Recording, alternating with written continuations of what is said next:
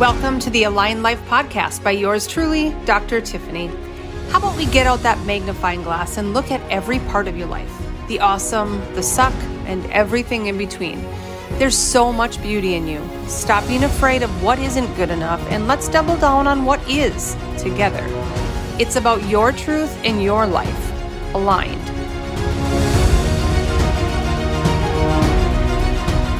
Hey guys, today we have Stacy Counterman.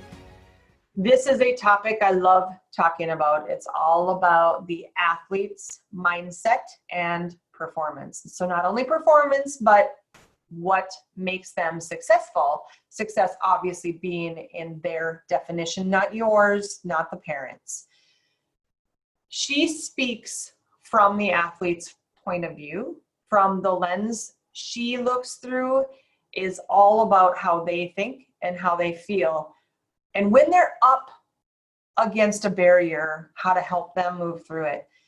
So whether it's your elementary athlete, middle school, high school, college athlete, or you, it doesn't matter.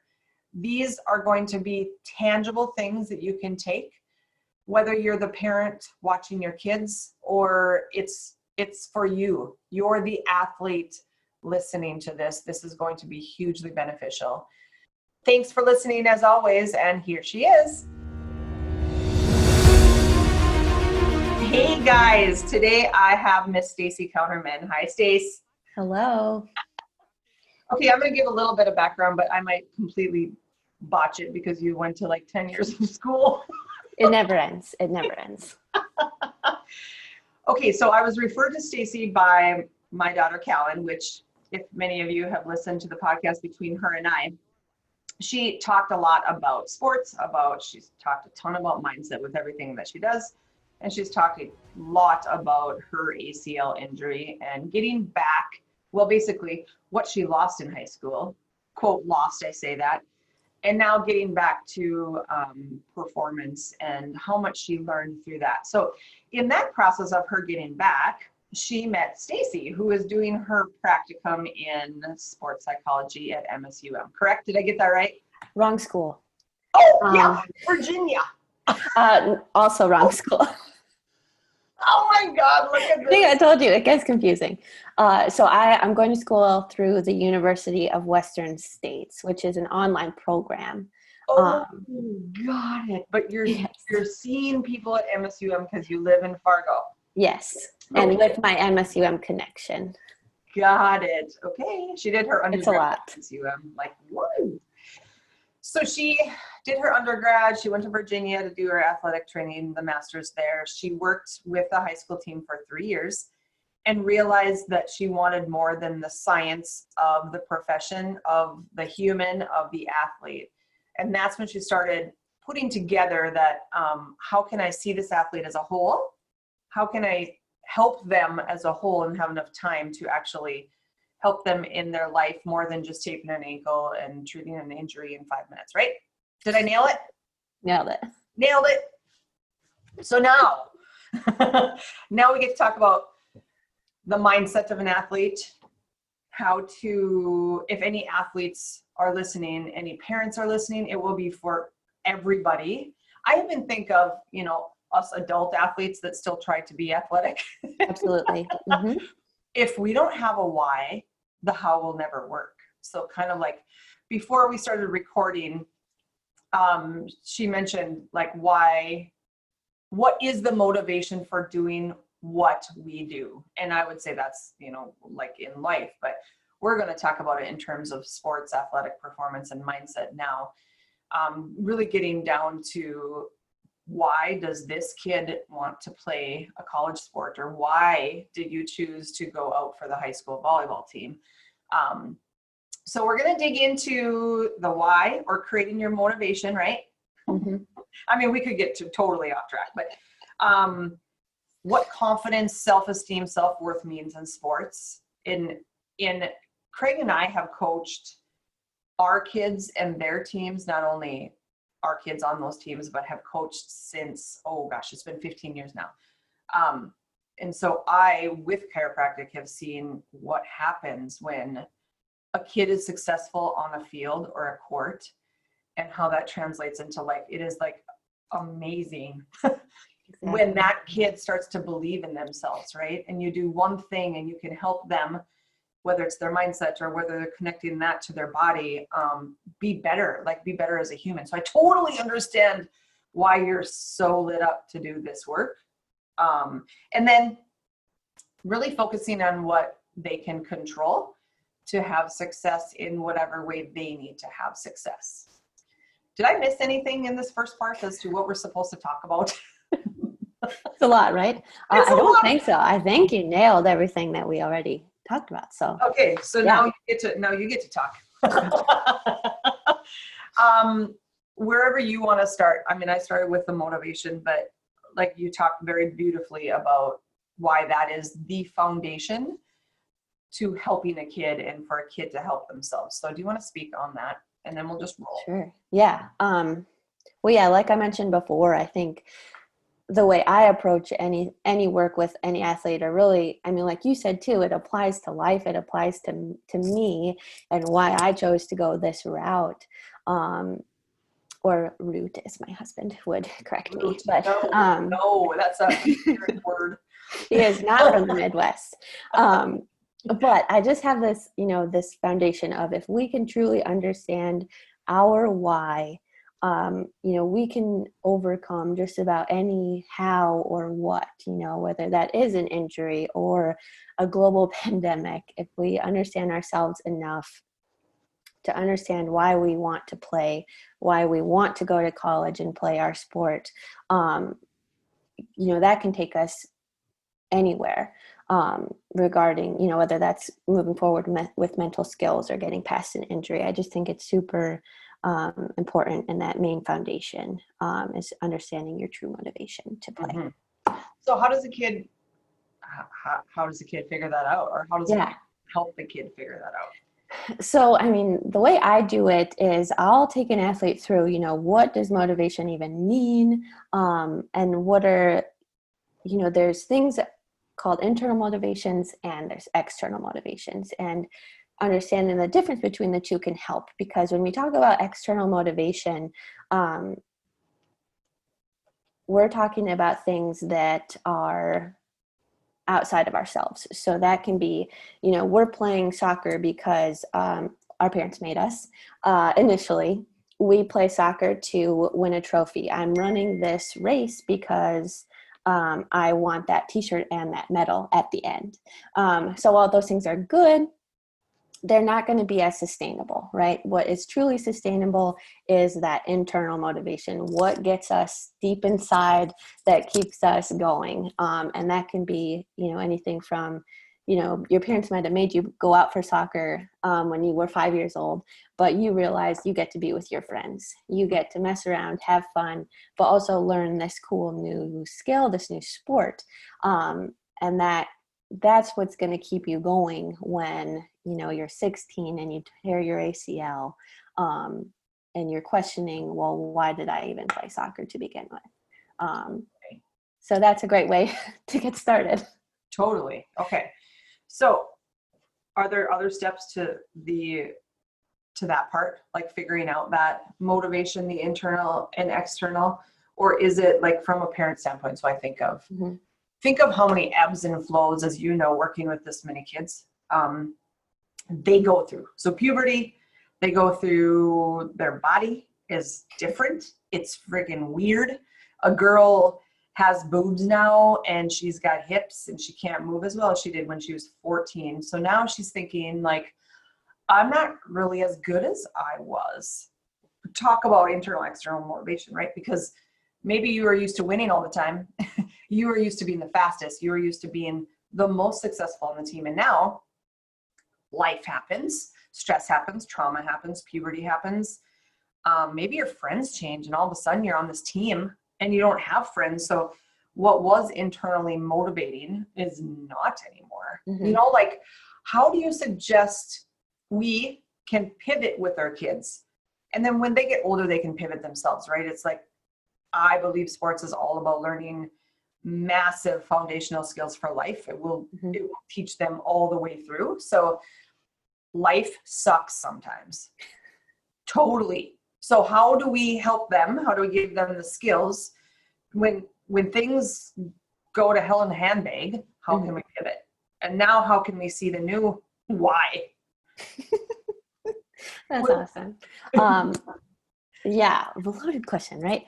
Well, and I think too, so I will say I'm not an expert. I'm not a parent, but I can speak from the kids' perspective. When all that craziness starts happening, middle school, high school, I think the best thing a parent can do, again, speaking from the kids' perspective, is just being willing to talk about it in general. Unfortunately not everyone has, right? So just being able to start that conversation, because in middle school, high school, it's highly unlikely that they're going to start that conversation with you, with everything going on in their life. So just being open to starting that conversation with them and just saying, hey, like, I've noticed maybe something is changing with your mindset and your confidence and stuff. Do you want to talk about it? And once they know that communication pathway is open, I think they'll give into it. So yeah, And if you're the kid, to lean into that support that we have, right? Because yes. As the parent, I can speak for both of them. And I can speak for a caretaker, just like you are, of so many athletes in my practice. And it doesn't matter if they're 4-year-old athletes or 20-year-old athletes. Like it's all the same. It all just pivots and it shifts, and the mindset of it is the same. So from a parent perspective, how can we always be that support, and from a kid perspective, be responsible for yourself and know that you have support. And if you're not comfortable with the support that you have in your home, because a lot of kids don't have it, then you lean into you or me or your coach or another parent that kind of understands it. Because as you were saying, did you tear your ACL? Not ACL, but I had a knee surgery. So you just kind of got in this bubble of, you didn't feel connected to your teammates. I'd say Callan was totally the same. Like that was probably our biggest struggle, was the social. Like you don't feel part of the team anymore. You don't feel part of the teammates. You don't feel like you're even a player of the coach anymore if the coach doesn't include you in things. So what you did was retreat. Well, I imagine that's what most people do. They retreat. So they have supper with their family, and then you're in your room the rest of the time, or you're on the couch on your phone the rest of the time, or, like, how do you now, because you're in the eyes of the athlete, how do you talk to the athlete about what that looks like? And it doesn't need to be injury, right? It could be anything. It could be, you made the B team instead of the A team. You made the home team instead of the travel team. Like how do you handle disappointment as a kid? Right. And what would you suggest? Well, many options. Again, I learned from my own complicated past, but what else do we go from, right? So I retreated to myself, and in a pretty unhealthy way, just in the fact where, like I said, we had a family dinner every night of the week. We ate together as a family.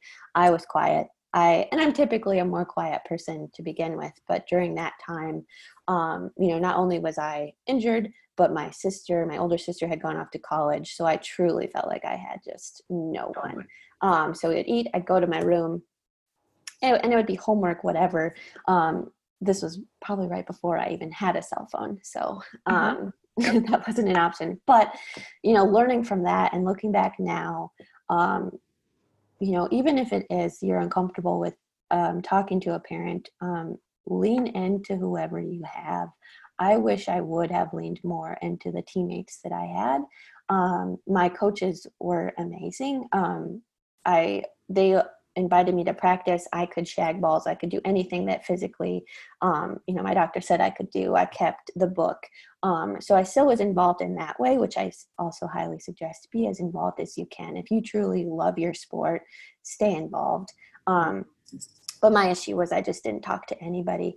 And so whether that's teammates, a coach, like you said, another parent who you feel like you can go to easier. But even if that is yourself, if you are retreating to your room, feel your feelings, like that's valid, right? But maybe think about something like a journal, every night before bed, just write down what you're feeling. You don't have to show anyone. You can burn that piece of paper. I mean, I wouldn't suggest that if you're in middle school, but at least shred it, right?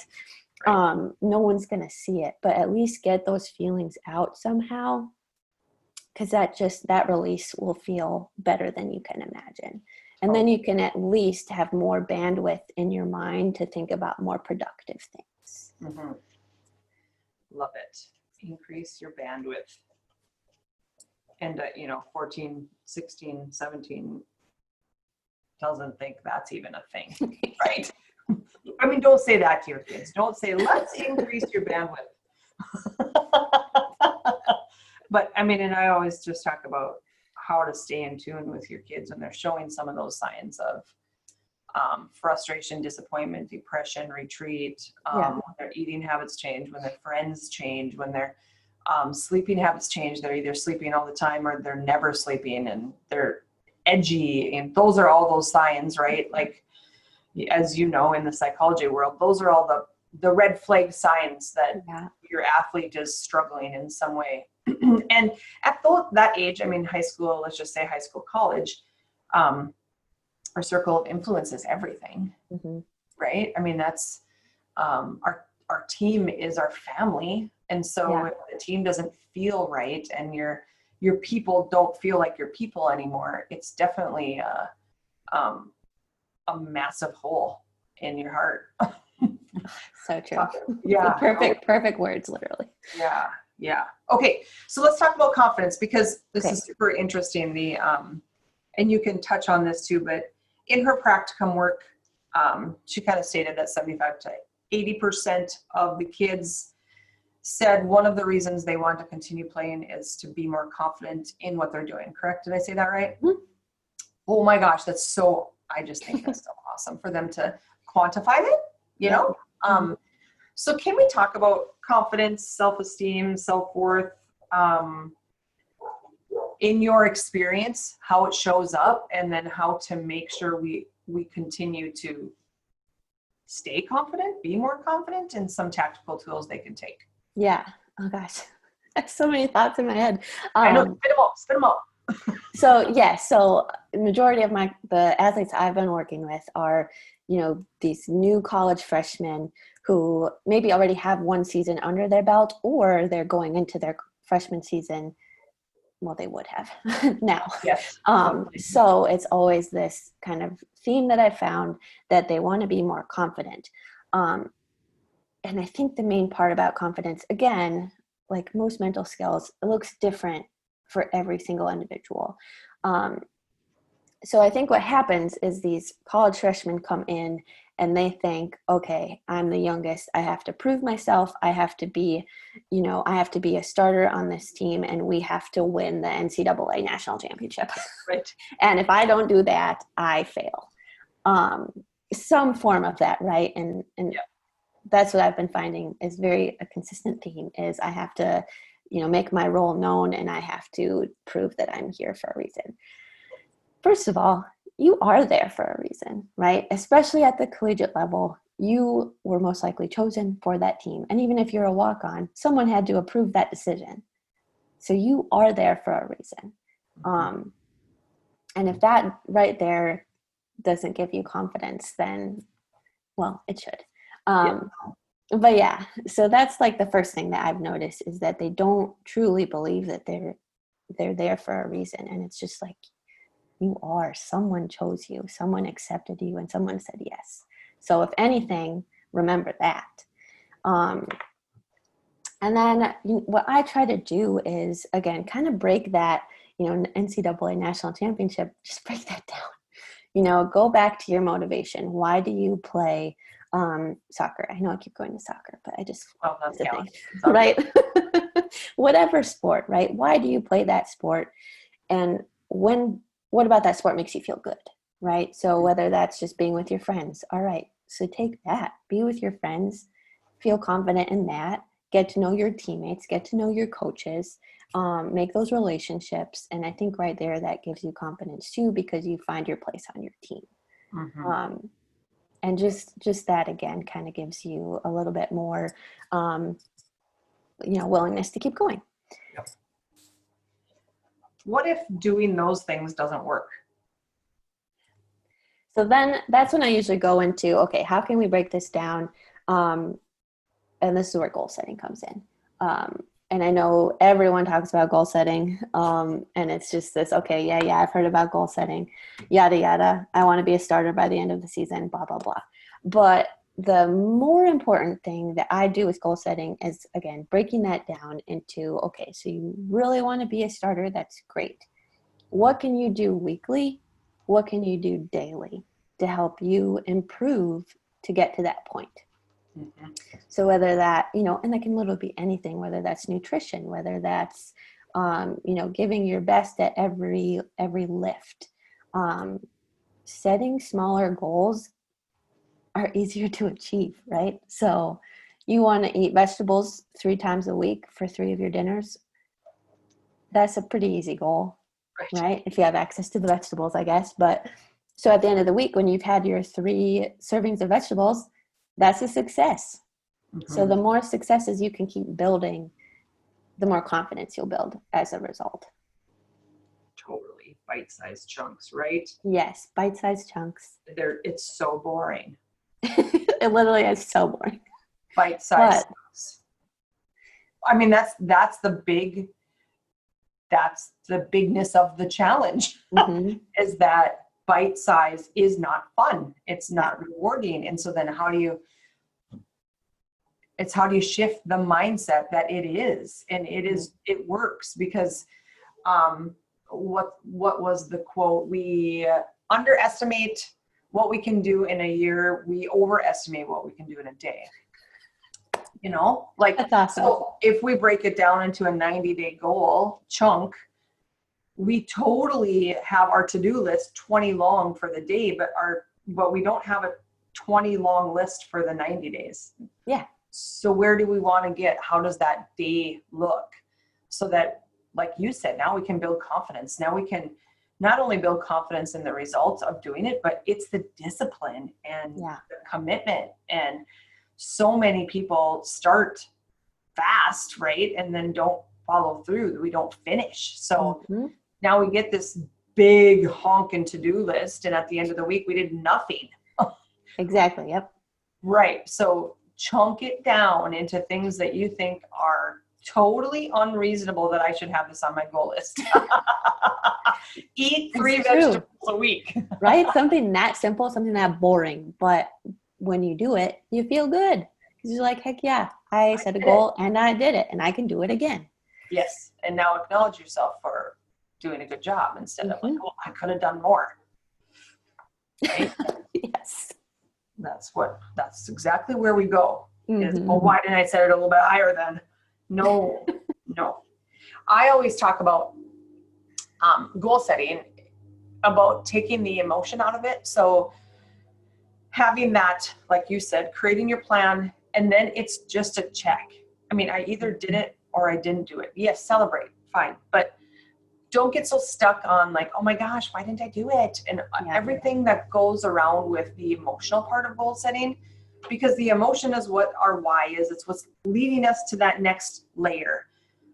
But it doesn't belong everywhere. How to disengage emotionally sometimes, set your goals, know that you want that big thing at the end of a month or 90 days or a season for this athlete.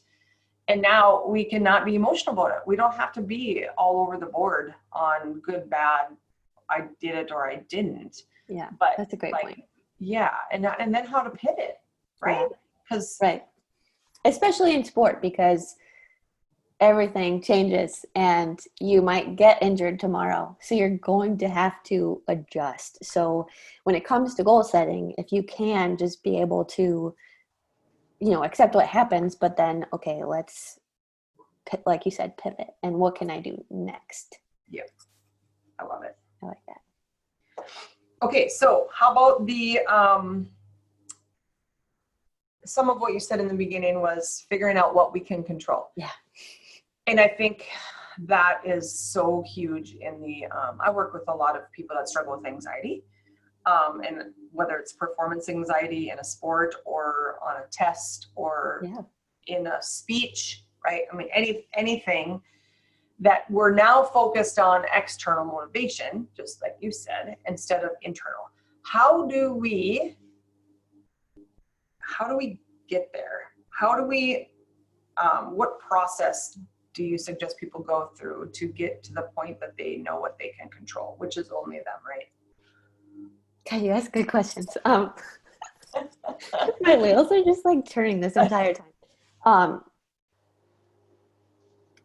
So something I actually saw, it was just a couple weeks ago, and it was another person in sports psychology. It was a tweet because I'm hip and I'm on Twitter. We are socially engaging. Awesome. But this tweet said, when you are, it was basically this concept of zooming in or zooming out, right? So when you are nervous about this test, like you're just a bad test taker, whatever it may be, if you can just take a step back, zoom out, and see the big picture, right? What is this test going to do for you? Big picture. And then on the opposite end, say the big picture is what's bothering you. It's so overwhelming, especially right now. What the heck is my future going to be? No one really knows right now. So that's where we can say, okay, you need to zoom in. You need to focus on what is right in front of you, right? What are you going to do today? And that's enough. So that's just a concept that I've learned lately on the internet, of course, that I've really enjoyed. But, controlling the controllables is something, that we talk about every day in class. But basically just thinking about whatever it is, the global pandemic, your sports season just got canceled. This has an effect on everybody, right? And we can't control that. We don't work for the NCAA. We don't influence their decisions. But what can we control? Well, I can control the effort that I continue to put in to my sport or to school or to my family. I can control the attitude that I bring into the day, and I can control my response to this situation. And really, if you take that, that's enough, right? Like nothing else is in my hands. Yep. I can't make this go away. So here's what I'm going to focus on. I'm going to focus on my attitude and my effort. I love it. Yeah. Yep. Okay, we're going to touch on this injury, this bad boy. Let's do it. Injury. we may do another one a little bit later, especially if once sports kind of resume. I think it would be very relevant. I think right now there's a lot of athletes really struggling. Is there anything to that point that you can? I said I was going to talk about injury, but I guess I'm going to ask you a different question. So real quick. Oh my gosh. Is there anything, because it's relevant, that you can suggest these kids to do, to feel, to, obviously we just talked about control the controllables, but man, this is like big stuff, right? This is why the majority of athletes go to college, number one. And we're in North Dakota thankful that we can at least start school sports, but the majority of every other state and nation and country, they aren't. So is there anything you can speak to on these kids that have kind of lost their identity? Another loaded question. I know. Yeah, I think about what you just said, right? So sometimes sport is all that a kid has. Maybe it's their only way that they can go to college, which was the case for a lot of the high school kids that I worked with. I think the high school that I worked at, I think was about 2,000 kids, just about as diverse as you can come by. And for a lot of them, they come from single parent homes. They are the ones taking care of their siblings. a sports scholarship is the only way that they're going to college. So I just got goosebumps. But yeah, sports can mean the world to someone. So I think more than anything right now is just normalizing the feelings that they are feeling. For them, like this is a loss, right? This is a loss to them.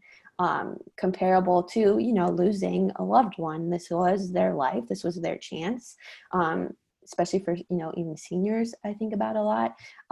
So I think it's important to normalize those negative feelings and to feel those negative feelings, because that's what they're feeling. They're feeling anger. They're feeling frustration. They're feeling uncertainty. And I think what all of us can do in supporting roles is just normalize that. Because I don't think we do enough of that in life in general. So now is our chance to do that. So whether that's coaches, parents, athletic trainers, just letting them feel those feelings. I think that is the most we can do right now. So feel those feelings. Let them come and go. Again, we talked about journaling. We talked about our motivation. I think another thing that's important to consider is our identity, right? So being an athlete is their identity, but it's not all of who they are, right? So how can we shift, again, pivot to, what else am I? Who else am I? I'm a student. I'm a son, daughter, mother, father, sister, brother. I think I just said that, sorry. But how can I now, maybe strengthen some of those other things that I am? Because you are more than an athlete, and that part of you also matters. So I think that's important to consider as well. And then really just once you're tired of feeling your feelings, now you shift your mindset and now you control what you can control. Yeah, when you move through that emotional, if you don't ever move through it, action won't really work that well, right? But once you can feel your feelings and allow them to come out and not judge what's coming out and not saying that's good or bad, then you can step into that action role of, okay, so now what do I do, right? Whereas there's so many talk about the spirit of an athlete, like I kind of attribute it to a warrior a little bit. Like they know how to win. And when I say win, I mean it in all the goodness of what that word means. I don't mean any cheap winning, but they know what it takes. They know grit. They know hard work. They know partnership with their teammates. They have a different mindset than every other human that I know. And so how does that become more of you in your life? Because now you might get a season that you don't have a chance to win. So what are you going to win at? How can you start to shift a little bit? If I don't get to go to practice every day, what do I get to do every day? And what do I get to succeed at? And what do I get to, repurpose some of that grit, strength, commitment, discipline, because those traits are traits that not a ton of people have. Which is why we'll always say, if you can create your identity to be bigger than an athlete, you will soar in life. You totally will. Agreed. If you get stuck in your identity as an athlete, when your athletic career is done, you won't soar. Those people struggle because they don't know what they're known for. I see that a ton. Well, you do for sure. In the all-star high school athlete that isn't very grounded. Parents didn't prep them appropriately is what I think. That like you're not gonna be the end all be all, or if you're not, be okay with that. You might not be the best on the team. How do you handle someone better than you? How do you handle a coach that's harder on you, but because you never had your high school coaches be that, because you were always the all-star, always the leader, right? So the athlete that can create their identity as more of a human will soar. They will rise to the top of the cream rises to the top. They'll be the top again. the ones that weren't prepped for their identity being anything other than the high school athlete star won't, right? Those are the kids that quit before the season starts, or for sure they quit after their freshman year of college. Yeah. And I would say that every transition, if you were the stud in junior high, or if you were the stud in club and now middle school starts and you're not, like, how can we prep them to be more than just the all-star baseball player or the fastest runner on the track team, you know, like starting to get into this, what is it? It's not even comparison, right? What is it? Why do we miss it as parents? I know you're not a parent, but you know, you can see through the lens of all these kids. Yeah. Right? Like, what happens? I mean, I think it might just be the same kind of thing, honestly. Like you or a parent kind of gives into that. They see their kid succeed. They see their kid happy. They want more of that. If they don't have to face adversity, well, we'll see it when we get there. Yeah. I don't know, like you can't say that's good parenting or bad parenting. It's just wanting your kid to be happy. Totally. Yes. Yeah. Right. Yeah. That is interesting. Okay. That's probably time too. I think we're going to wait for injury later. Yeah. Just because I think this was totally relevant to talk about right now. I think it's real. I think it's where hearts are hurting. And I can speak for our experience with college soccer being canceled. It's not only the kids. I mean, that hurts all the way through. You're supporting your kid all the way through, but our fall schedule is determined by football games and soccer games. Totally. Like, that's our whole entertainment. That's where we have our social interaction.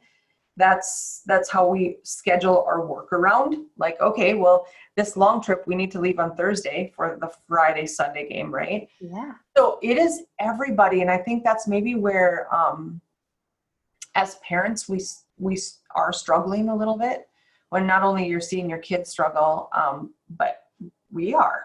Right. Yeah. You hate to be selfish, but it's literally like, and on my end too, right? People don't really care about working on their mental skills if they don't have a sport to play. So totally, yes, it's not untouched, by anyone. So right. And the coaches, yeah, that's challenging their purpose on what can they do to help their kids be better humans, right? Because that's some of why you're in the role of coaching too. So yeah. I think this topic is so powerful with not only seeing what your body can do, but what can your mind do when it's aligned to what you're put on earth for. And what you're put on earth for, whether it's 16 years of being an athlete or 20 years or 22 years, you fulfill your college and you go to the pros.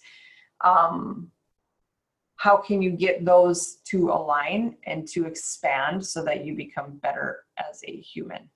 And building that identity away from athlete is one of them, but it's not the only one, right? It's not the only thing you're good at or known for or, anything really like that. It's the whole bubble. How do we get that to be you, Stacy, instead of Stacy, the volleyball player? Yes. Right. 100%. Yeah. Anything you want to leave our people with? Ooh. I mean, don't give up, Mm-hmm.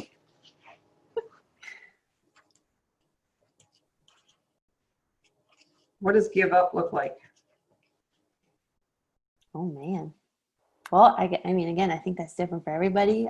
In my world, this has been hard. No other class in my school has had to go through a global pandemic and try to, we're responsible for recruiting athletes ourselves. So this has been a very tough few months for us as well. But, every time that I meet with either an individual or a group, or I'm on a podcast, I get fired up and I am reminded of my why and why I'm doing this, why I went back to school for the 80th time. Totally. And I just know if I don't ever want to give this part of it up. So, yeah, I think it's different for everyone. That's what it looks like for me. I don't want to ever give this up. So Right. I'm going to keep going. I love that. That would actually be a really great journal entry. Like, what does giving up look like to you? Yeah. Because for some people, it may be not touching the end line in a crusher, right? For some people, it means they didn't go to practice. Yeah. Right? That's what giving up means. And like, how do you, I think that would be amazing work just to dig into, because we identify with not giving up as quitting. I do. I mean, that's what I would say.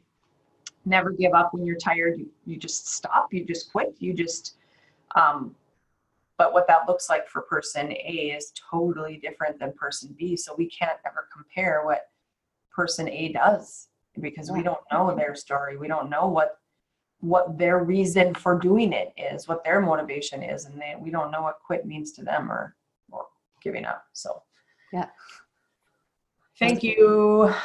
So one thing I really love about your perspective is that you're not a parent. I think that's actually really valuable, because there's enough of us that think we know everything. So,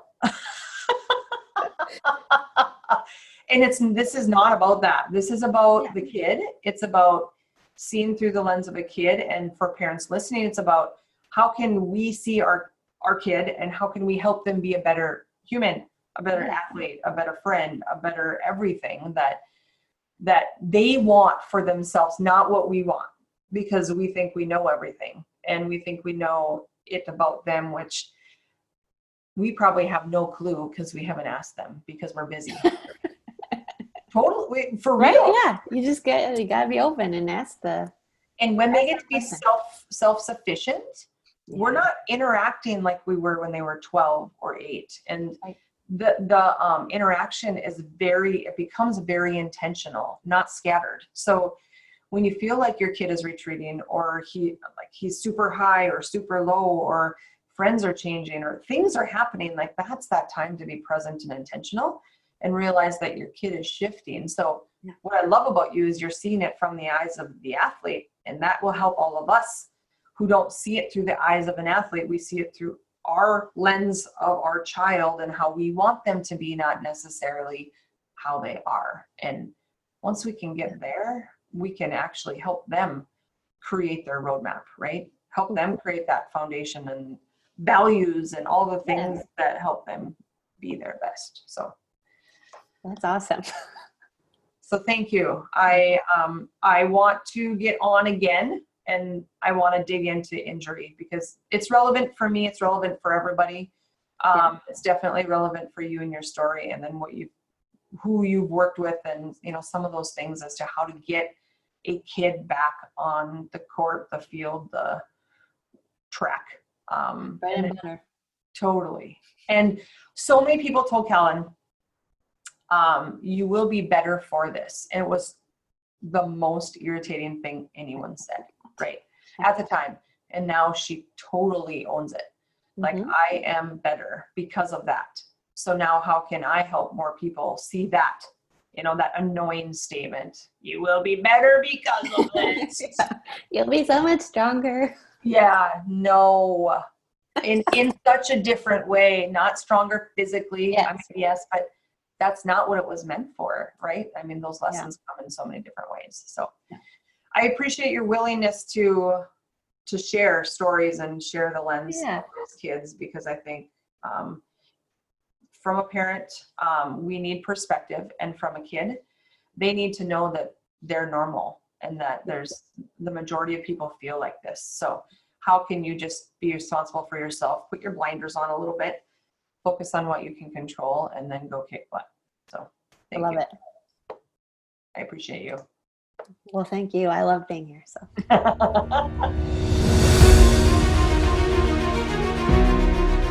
Thank you for listening and following the Align Life podcast with Dr. Tiffany. If you love this and can think of anyone who needs to hear about it, would you mind sharing with them? Find me online at drtiffanyjohnson.com, where you can find out more about my memberships, courses, mentoring, and any upcoming events. To learn more about chiropractic for you and your family, go to htchiro.com and follow our social pages. I can't wait to connect with you soon, and until then, be you, be aligned.